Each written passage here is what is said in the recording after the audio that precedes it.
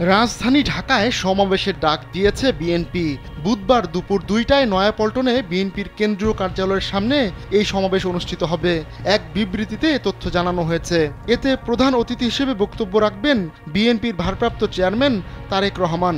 এছাড়া সমাবেশে বিএনপির মহাসচিব মির্জা ফখরুল ইসলাম আলমগীর সহ জাতীয় নেতৃবৃন্দ বক্তব্য রাখবেন।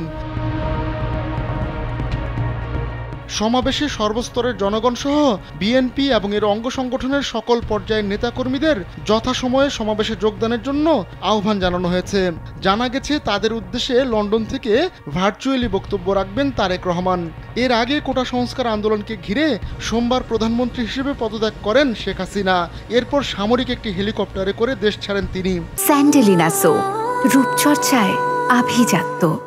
টানা কয়েক সপ্তাহের ওই আন্দোলনে কয়েকশো মানুষ নিহত হয়।